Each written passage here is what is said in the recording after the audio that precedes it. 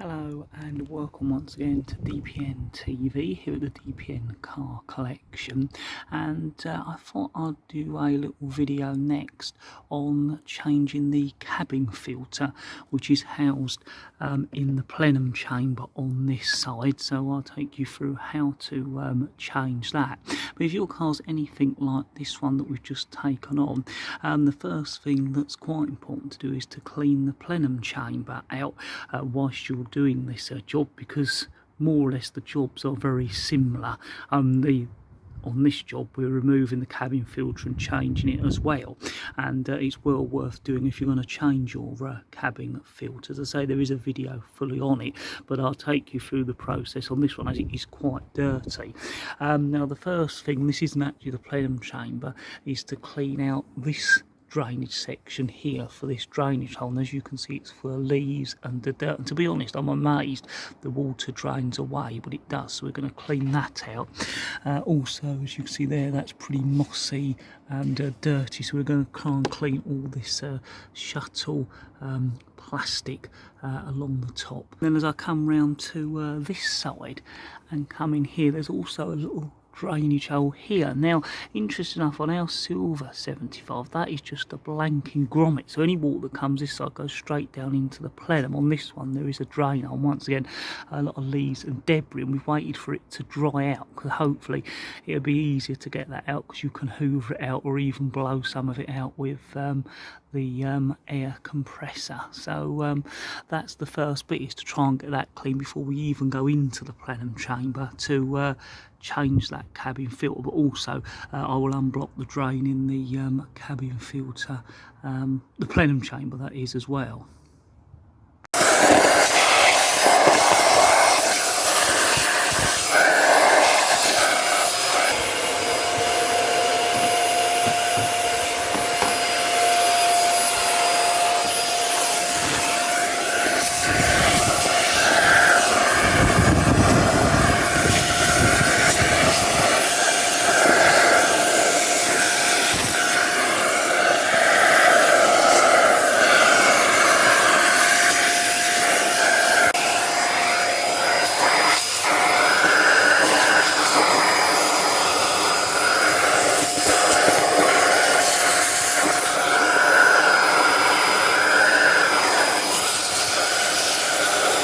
Oh, so it's a lot of that loose debris removed with the hoover, and as you see I removed this and got any of that debris out, so when we remove that shield, that won't all fall into the plenum chamber.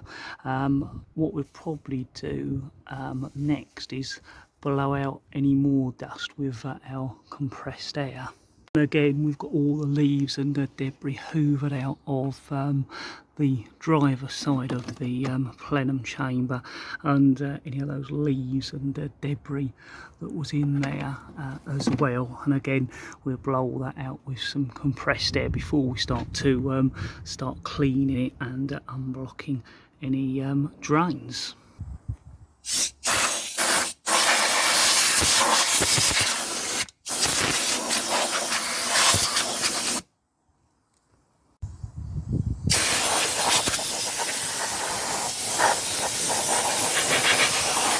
So that's the rest of the dirt and debris blown away with the compressed air that we couldn't remove with the hoover. So now it's time to clean the sort of plastic shuttle that covers up the plenum chamber next, before we even go into opening it all up. So because we don't want any water running into the plenum chamber, because we want to be able to clean it out when it's fairly dry, just to bring this sort of plastic scuttle up a little bit cleaner, I'm using the spray and shine, or a waterless wax, because that is actually quite good on plastics. That'll soak into that dirt. I'll scrub that in and that'll just get that a little bit cleaner. You can remove this whole plastic sort of shuttle that the wipers come through, scuttle, but there isn't really any need to for this job, so it's easier really to leave it in, put some spray and shine on it, and use a little brush, sort of a paint brush,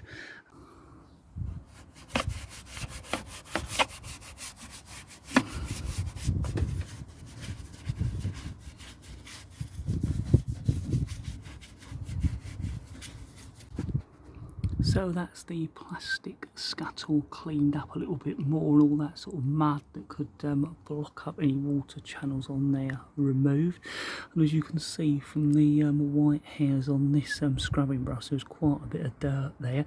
If you're using sort of a spray and shine or waterless wax, make sure it is one that can be used on plastic, but this seems to almost rejuvenate the plastic, or starts that rejuvenation, and cleans it. Well, as I said, it stops loads of water getting into the plenum chamber until we've opened it up. Now, we will use water to clean out the rest of that dirt and clean up the plenum chamber. We just didn't want to get it wet at this stage, and the plastic really wouldn't have benefited, whereas with this it's almost sort of started that rejuvenation, and it's cleaned it as well. So the next stage will be to get this plastic shield out and get ourselves into the plenum chamber, so we can clean out the bottom holes, wash out those two top ones, and of course change the cabin filter. Yes, now it is time to get into the lower, or the main part of the plenum chamber. Now, of course, we've already removed these grids, and they simply slide in the back there, and you release them by pushing these two little clips. So I've already got them both removed, but I thought I'd just cover that. The next thing to do is to remove this rubber seal and peel it to about halfway down. The next thing to do is then remove this little plastic Phillips screw, and then remove a few of these clips, normally to about there, and that gives you the flexibility to move this and get this protective tray out. So I'm going to do that right now. So that's that little plastic screw removed, and also these little plastic clips. Some sort of plastic tool removal tool, or a little teeny screwdriver always helps with that.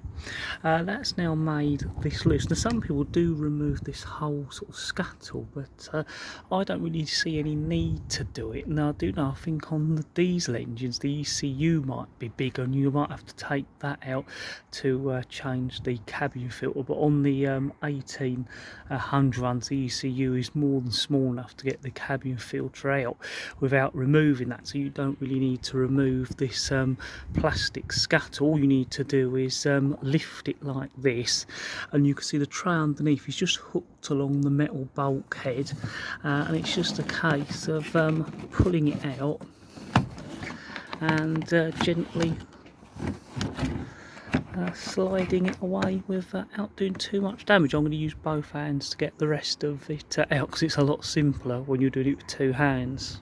And now that plastic guard or protector is removed, you can see right down in the plenum chamber, and you're ready to change your cabin filter, which is located here. But before we do that, as you've seen, we're doing a clean in the plenum chamber as well, and unless you know your plenum chamber is pretty clean, I'd always recommend doing the two jobs together, and it's certainly a good chance to keep an eye on it. So a quick little look at the tools I use to clean out the plenum chamber. To clean out the little drains and the plastic parts, I use this little drain unblocker, and I've also got a brush, and a slightly bigger brush, to sort of, when you're putting the soapy water on, to wash it around and get it clean. What we find the best thing to use is one of these little pump spray washer bottles, because what you can do then is obviously direct the spray in where you want it without getting it where you don't want it, and you can also direct it down the drain holes and really wash them through. So I've got my wing protector cover on. This involves leaning over the wing to do this job. There are 3 drain holes on this 75. There's one here, one down at the bottom of the plenum chamber below the cabin filter, and one right over there in that little strip there. the first one I'm going to unblock is that one, and then we'll move on to the one down here in the plenum chamber. And I think I know why this one doesn't have any water laying in it at all, because it looks like somebody's removed the little rubber tubes. The water can just run straight away down the hole, which I know I've heard some people do. I'm not a particular fan of removing anything that was put there originally, so I'd rather that pipe in there and I clean it out regularly, but it's been removed on this one, so in the meantime we'll leave that out unless we come across one, and clean all that out and give that a rinse through and a blow through of air as well to move any dust and debris that may be in there. So yeah, use a little drain and cleaner. The easiest way is to just sort of poke this up and down and poke it around, just knock any of that mud and dirt through before we wash that little drain out. Then we'll wash all this out and use our brush to clean that as well, and then I'll move on to doing it in the lower hole as well, drain hole.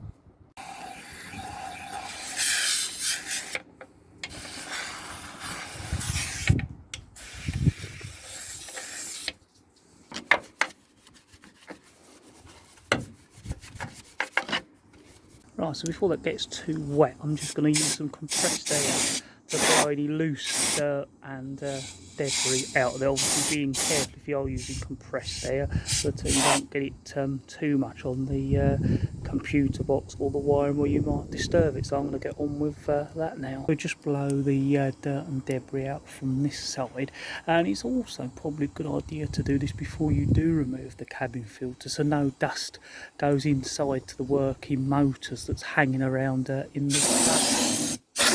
As you can see, there's quite a bit that comes out, and yeah, it's worth doing it on a dry day like today as well. So the next little drain hole before we do the next drain is this one on the driver's side, over the other side from that drain. And again, it's the same sort of procedure, just poking something through to remove any dirt and then washing it round just like we did on the other side.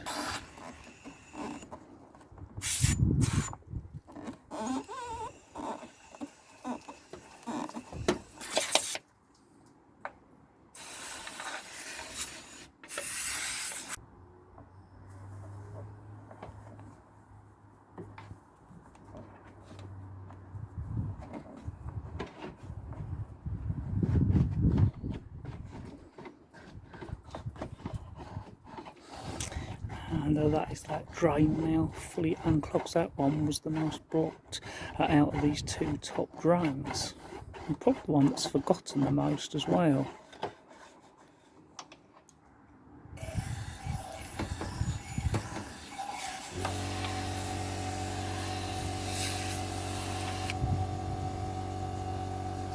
So as the rubber bung pipe has been removed on this one, after blowing the dirt out, I'm just going to gently wash any last bit of debris away. Of course, being careful not to get this wet. Although we're changing this, we don't really want to get that wet.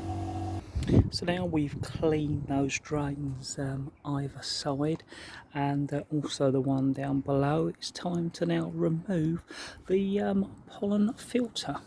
So basically it's got two clips, so it's one here and one there, and all you need to do is just lift them up, both of them, and then you can pull the filter forwards just like this. That's now pulled forwards. There's two little lugs in the bottom, and as you lift it up they clear, and it's just a case of then wiggling it out of this space. It's a little bit tricky, and if you want to reuse the filter again, then you do have to be a lot more careful, as this one's not going to be used again. It's not so much of a problem if you do damage it when you wiggle it out, but normally you don't damage them anyway. Once you've wiggled it around, it'll then come out through the top, and that is your cabin filter removed. Now actually this isn't one of the most dirtiest cabin filters I've seen, but it clearly does need changing, so that's what we'll do next. Yeah, so it's one of those things, you think it isn't too bad, so you put the new one up against the old filter, and I'm keeping that in the plastic bag to the last minute so I don't get too much dirt on it or dirty fingerprints. Yeah, so I don't get the new one too dirty, just to show you on the bottom there's these two little hooks and they hook into the bottom, and these two lugs clip in at the top, so it's a case of when you're putting it in, you're slotting those two lugs in to the bottom and then pushing it forward to clip up on these two lugs right there. And that's what we're going to do right now. It's just the struggle of getting it back in and clipping it in. And what I'll quickly do before we put the cabin filter back in is I'll just blow around there just to make sure there's no loose debris that could have got in behind that filter, and also make sure it is nice and dry before we put the new cabin filter in. So I just wanted to show you is there's a lot of stuff online about, you know, if this blocks just a little bit, water can come in the cabin and get on your computer box, which if it does fill up, that can happen. But if you look, there is the bottom of the access hole just there where I'm pointing, that goes into the interior of the car. And if you see that and I look down to where the bottom is, that will just show you how far off that is. So hopefully that gives you some idea. And with the computer box just laying down there, it's a job to really illustrate this, but my hands are on the bottom of the computer box, but I can't even reach down to touch the bottom. So that just gives you an idea of how much water would have to get in there to sort of damage the computer box or overflow into your interior. It would have to be really blocked on a lot of rain over a long period with no unblocking. Or I think what happens is people wash it with a jet washer, get loads of water there and it fills up very, very quickly. So yeah, it's definitely a job worth doing. You do not want water in there, but it's not quite the sort of panic you can imagine. It's just so you need to keep an eye on. If you keep an eye on it, the water should never get that high, because it would have to be quite a bit of water to get up to that computer box or get in through there. I know it can happen, I've seen it happen, but it's not like it's quite as vulnerable or as bad a design as sometimes it can appear, or people make you think. You know, when they were designing it, they gave quite a volume of water, and they probably thought it would never fill up that high. But obviously, with years of dirt, you know, it can become completely blocked, and water can lay in there. So that's why I thought I'd show you that. Let's get the new pollen filter in. So it's just a case of putting it back in at this angle the way it came out, the felt seal to the back, and if you have the 3 lugs up to the top, that should get you into position the first time. So once you've got it roughly into position, it's just a case of clipping the top lugs in first. You've got one there, and this little lug has to go over the top. So as you push it in, you make sure that goes over the top, and then that will make sure that these lugs are properly pushed down.